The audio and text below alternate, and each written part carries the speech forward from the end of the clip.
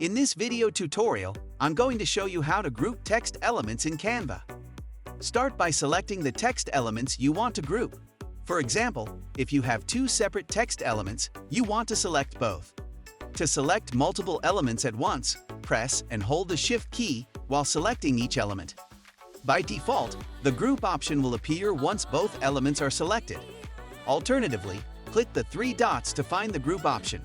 You can also use the shortcut Ctrl+G, click the group option, and now these text elements are grouped. You can move them around together, maintaining their relative position. While grouped, you can change the color and size of the text elements simultaneously, making it a very efficient tool. If you need to move them separately again, simply click on the Ungroup option.